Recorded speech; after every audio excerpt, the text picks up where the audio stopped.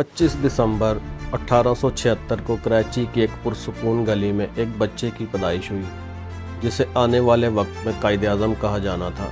नाम रखा गया मोहम्मद अली जिन्ना। इनके वालिद पूंजा जिन्ना एक कारोबारी शख्स थे और माँ मिठी बाई नरम खो और दीनी मिजाज रखती थी। जिन्ना बचपन में खामोश, संजीदा और नज़म पसंद थे। अक्सर बच्चे खेल कूद में मसरूफ़ रहते, लेकिन जिन्ना किताबों में गुम थे। कराची के मदरसा अल इस्लाम स्कूल से इब्तदाई तालीम हासिल की, फिर मुंबई और आखिरकार इंग्लैंड। बचपन की यही संजीदगी और ज़ब्त नफ्स बाद में इनकी क़यादत की बुनियाद बनी। जैसे किसी गैब की ताकत इन्हें बचपन से ही किसी बड़े मकसद की तरफ धकेल रही हो। 1893 में सिर्फ 16 साल की उम्र में मोहम्मद अली जिन्ना लंदन रवाना हुए। वालिदैन को खदशा था कि मगरब की चमक दमक कहीं इनके बेटे को दीन से दूर न कर दे, मगर जिन्ना वहाँ भी बावकार और असूल पसंदी के साथ रहे। वो लिंकन्स में दाखिल हुए ताकि बैरिस्टर बन सके। इसके साथ साथ उन्होंने पार्लियामेंट की कार्रवाइयाँ देखी, जमहूरी असूलों को सीखा और अंग्रेज़ी निज़ाम कानून को गहराई से समझा।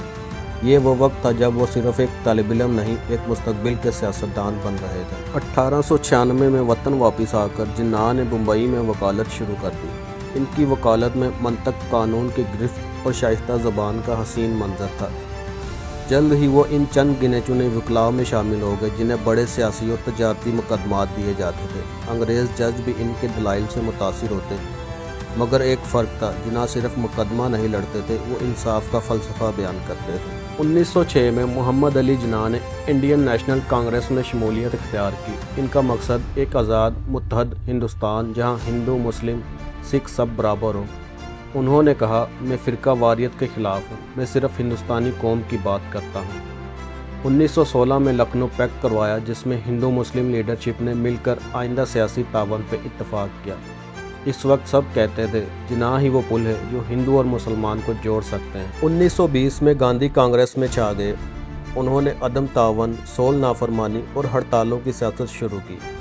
जिन्ना इस तर्ज़ सियासत को नज़रियाती इन्फराफ समझते थे। इनका मानना था कि कानून शिकनी नहीं, कानून साजी से ही आज़ादी मुमकिन है। उन्होंने गांधी को ख़त लिखा, आप जज्बात की सियासत कर रहे हैं जबकि हमें दलील की ज़रूरत है। जिन्ना की साइस्ता सियासत गांधी की अवामी सियासत में दबने लगी और यूँ दरारें शुरू हो गई। 1920 के बाद जिन्ना आहिस्ता आहिस्ता कांग्रेस से किनारा कश होते गए। वो हर जलसे में यह महसूस करते कि अब मुसलमान की आवाज़ मद्धम होती जा रही है। गांधी की अदम तावन तहरीक ने हिंदू अक्सरियत को पुरजोश कर दिया, मगर मुसलमान इस रास्ते से मुतमईन न थे। जिन्ना ने कहा, मैं एक हिंदू अक्सरियती हिंदुस्तान में मुसलमानों को बेआवाज़ नहीं देख सकता। वो खामोश हो गए, लेकिन यह खामोशी तूफ़ान का पेश खैमा थी। 1931 में जिन्ना बरतानिया चला गए। लोगों ने कहा जिन्ना ख़त्म हो गए हैं, लेकिन वो वहाँ भी सियासत पर नज़र रखे हुए थे। वो लंदन के फ्लैट में बैठ के तज्ज़िये करते, अखबारात पढ़ते, मुलाकातें करते। इसी दौरान अल्लामा इकबाल ने ख़त लिखा, मुसलमानों की क़यादत आपके बगैर मुमकिन नहीं, वापसी ज़रूरी है।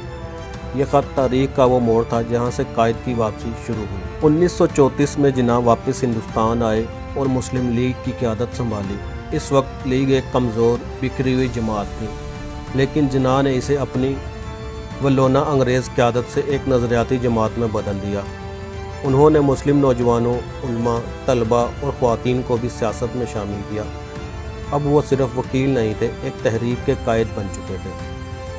1937 के इंतखाबात में कांग्रेस को ज़बरदस्त कामयाबी मिली, जबकि मुस्लिम लीग को बहुत कम सीटें मिली। कांग्रेस ने 7 सूबों में हुकूमत बनाई और मुसलमानों के साथ इम्तियाजी सलूक शुरू कर दिया। बंदे गाँव का कानून, वंदे मातरी की जबरी तकरीर, उर्दू ज़बान पर हमले, ये सब कुछ जिन्ना को बावर करवाया गया कि मुसलमान हिंदू अक्सरियत के रहमो करम पर नहीं रह सकते। इसके बाद कायद-ए-आज़म ने दो टोक अंदाज में ऐलान किया, हिंदू और मुसलमान दो मुख्तलिफ कौमें हैं, इनकी तहज़ीब, मज़हब, रवायात, हीरोज़ सब अलग हैं। यूँ दो कौमी नज़रिए को बाकायदा सियासी फ़लसफ़ा बनाकर पेश किया गया। ये ऐलान सिर्फ इख्तलाफ नहीं था, ये एक नई रियासत की बुनियाद थी। 23 मार्च 1940 को ऑल इंडिया मुस्लिम लीग का सालाना इजलास लाहौर के मिंटो पार्क में हुआ। ये वो इज्तिमा था जहाँ करारदाद लाहौर पेश की गई। बाद में यही करारदाद पाकिस्तान कहलाई। कायद-ए-आज़म ने अपनी तकरीर में वाज़े किया, हिंदू और मुसलमान दो कौमें हैं, इनके मज़हब, रस्म व रिवाज, तहज़ीब, तारीख़ सब मुख्तलिफ है, ایک قوم کو دوسری پر غالب آنے دینا تباہی لائے گا۔ قرارداد میں براہ راست پاکستان کا نام نہیں لیا گیا، مگر مطالبہ کیا گیا کہ مسلمان اکثریتی علاقوں کو آزاد ریاستوں میں منظم کیا جائے۔ یہ پہلا باضابطہ قدم تھا پاکستان کے خواب کو حقیقت میں ڈالنے کا۔ ایک وکیل سے قوم کے رہنما تک، قرارداد لاہور کے بعد جناح صرف ایک سیاسی رہنما نہیں رہے بلکہ وہ مسلمانوں کے لیے قائد اعظم بن گئے۔ انہوں نے مغربی سوٹ کی جگہ شیروانی اور سر پہ جناح کیپ پہننا شروع کی۔ اردو زبان میں خطاب کرنے لگے تاکہ عوام کے دل سے براہ راست بات کر سکے۔ پوری قوم انہیں صرف لیڈر نہیں مسیحا سمجھنے لگی۔ کانگریس اور برطانوی اخبارات جناح کو فرقہ پرست اور تقسیم کا ملزم ثابت کرنے کی کوشش کرتے رہے، مگر جناح نے اس پروپیگنڈے کا مقابلہ منظم طریقے سے کیا۔ ڈان اور منادی جیسے اخبارات سے اپنے نظریات عام کیے، نعرے دیے، پاکستان کا مطلب کیا، لا الہ الا اللہ۔ مسلم لیگ کی تقاریر، پوسٹرز اور جلسے ہر گلی میں پہنچ گئے۔ جناح نے میڈیا کو سیاسی ہتھیار بنایا اور قوم کو بیدار کر دیا۔ 1944 میں گاندھی اور جناح کے درمیان مشہور گاندھی جناح مذاکرات ہوئے۔ دونوں نے تنہائی میں کئی روز بات کی۔ گاندھی چاہتے تھے کہ تقسیم نہ ہو، ایک متحد ہندوستان بنے۔ جناح نے کہا، آپ ہندوستانی قوم کی بات کرتے ہیں، میں مسلم قوم کی، ہم قوم پر قوم نہیں چلا سکتے۔ مذاکرات ناکام ہو گئے، مگر جناح نے قوم کو بتایا، ہم نے کوشش کی مگر ہماری شناخت کو تسلیم نہیں کیا گیا۔ 1946 میں برطانوی حکومت نے ہندوستان کے لیے کیبنٹ مشن پلان پیش کیا، جس میں ہندوستان کو متحد رکھتے ہوئے اقلیتوں کو کچھ حقوق دینے کی تجویز تھی۔ جناح نے شروع میں حمایت کی، لیکن جب کانگریس نے منصوبے کی روح توڑ دی تو جناح نے بھی مسترد کر دیا۔ یہ جناح کی دور اندیشی تھی، اگر آج جھوٹے وعدوں پہ اعتبار کیا تو کل ہماری قوم غلام بنے گی۔ 1946 کے عام انتخابات ہندوستان کی تقسیم کا ریفرنڈم ثابت ہوئے۔ مسلمانوں کے لیے مخصوص نشستوں پہ مسلم لیگ نے 90% کامیابی حاصل کی۔ یہ صرف الیکشن نہیں تھا، یہ اعلان تھا، برصغیر کے مسلمان صرف جناح کو اپنا قائد مانتے ہیں۔ اب پاکستان ایک خواب نہیں، ایک عوامی تقاضا بن چکا تھا۔ 1946 اور 47 کے دوران جناح کو سخت بیماری لاحق تھی، ٹی بی کا مرض، مگر انہوں نے اسے قوم سے چھپایا۔ صرف قریبی رفقا جانتے تھے ان کا وقت محدود ہے، مگر وہ ہر دن ہر اجلاس میں شامل رہے۔ انہوں نے کہا، میری زندگی کا اب صرف ایک ہی مقصد ہے، پاکستان بنانا۔ یہ ایک عظیم قربانی تھی، اپنی جان ہتھیلی پر رکھ کر قوم کی قیادت۔ 14 اگست 1947 جمعرات کا دن تھا۔ قائد اعظم نے پہلی بار پاکستان کے دستور ساز اسمبلی سے خطاب کیا اور انہوں نے قوم کو بتایا کہ آج سے آپ آزاد ہیں، آپ آزادی کے ساتھ اپنی مسجدوں، اپنے مندر اور اپنے گرجا گھر میں جا سکتے ہیں۔ یہ اعلان تھا کہ پاکستان ایک ایسا ملک ہوگا جہاں مذہب، رنگ، نسل سے بالاتر ہو کر عدل اور مساوات ہوگی۔ اسی دن قائد اعظم نے گورنر جنرل کا حلف اٹھایا، برطانوی راج کا اختتام ہوا اور اسلامی جمہوریہ پاکستان کا آغاز ہوا۔ 1947 کے بٹوارے کے بعد تقریباً 1 کروڑ مسلمان بھارت سے پاکستان کی جانب ہجرت کر گئے۔ ان مہاجرین میں مرد، عورتیں، بچے، بزرگ شامل تھے۔ ہزاروں نے راستے میں جان گنوا دی۔ ٹرینیں لاشوں سے بھری ہوئی پہنچتی تھی۔ پاکستان کو نہ صرف ان کو جگہ دینی تھی بلکہ رہائش، خوراک، پانی، روزگار، تحفظ، شناخت، یہ سب کچھ فوری بنیادوں پر دینا تھا۔ قائد اعظم خود مہاجرین کیمپوں کا دورہ کرتے۔ ان کے لیے مسئلہ صرف عدد شمار نہیں، انسانیت کا سوال تھا۔ تقسیم کے وقت برطانوی حکومت نے ہندوستان کے خزانے سے پاکستان کو 25 کروڑ روپے دینے کا وعدہ کیا۔ پہلے مرحلے میں صرف 20 کروڑ ملے، پھر رقم روک دی گئی۔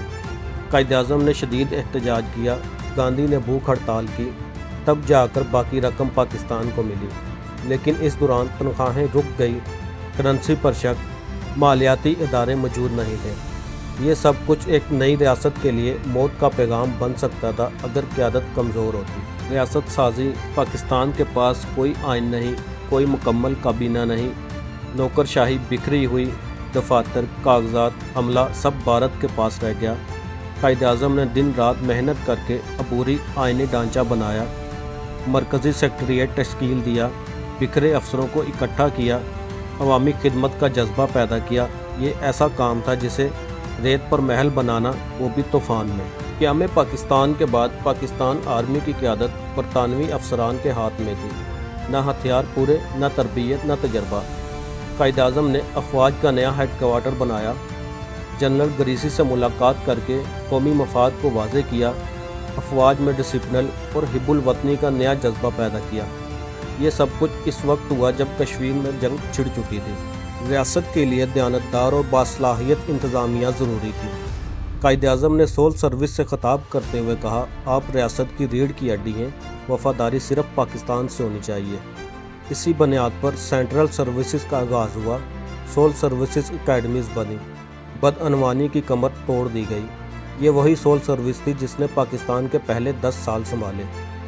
कायद-ए-आज़म ने 11 अगस्त 1947 की तकरीर में कहा, पाकिस्तान में आप आज़ाद हैं, चाहे मंदिर जाएं या मस्जिद, रियासत आपसे कोई ताल्लुक़ नहीं। उन्होंने अक़लीती बरादरियों को मुकम्मल तहफ़्फ़ुज़ दिया, इनकी इबादत गाहों की हिफाजत की, हुकूमत में नुमाइंदगी दी। ये इस्लाम के सुनहरी असूलों का मुज़ाहरा था कि इंसाफ सिर्फ मुसलमानों के लिए नहीं, इंसानों के लिए है। पाकिस्तान की पहली काबीना लियाकत अली खान वज़ीर आज़म, सर ज़फ़रुल्लाह खान वज़ीर ख़ारजा, आई चंडीगढ़, फजलुर रहमान जैसे बासलाहियत अफराद शामिल थे। कायद-ए-आज़म ने वफ़ादारी, अहलियत और खिदमात के असूल पर वज़रात मुंतखब किए। मजहबी, इलाकाई और अलसानी तवाज़ुन रखा। काबीना को रोज़मर्रा फ़ैसलों में आज़ाद रखा मगर निगरानी जारी रखी। ये जमहूरियत और हुक्मरानी का पहला कदम था जो एक बीमार मगर पुरअज़म कायद ने किया। 11 सितंबर 1948 रात 10 बजे कायद-ए-आज़म ने आखिरी सांस लिए। सारी कौम सोग में डूब गई, लेकिन इनकी ज़िंदगी ने एक सवाल पीछे छोड़ दिया, क्या हमने इस पाकिस्तान को संभाला जिसे बनाने के लिए उन्होंने सब कुछ कुर्बान कर दिया? ये वीडियो सिर्फ तारीख़ नहीं, ज़मीर की एक आवाज़ है। ये कुर्बानियों का वो आईना है जिसमें हम अपना असल चेहरा देख सकते हैं। कायद-ए-आज़म की जिद्दोजहद, लाखों शहदा का लहू। पाकिस्तान एक ख्वाब नहीं, एक कीमत है जो चुकाई गई। अगर आप चाहते हैं कि नई नस्ल ये सब भूल ना जाए तो इस वीडियो को लाजमी शेयर करें, सब्सक्राइब करें और हमारी अगली किस्त का इंतज़ार करें। ये चैनल सिर्फ मालूमात के लिए नहीं, ये एक मिशन है। तारीख़ को ज़िंदा रखें ताकि पाकिस्तान ज़िंदा रहे। मिलते हैं अगली वीडियो में एक और सच के साथ। तब तक पाकिस्तान ज़िंदाबाद।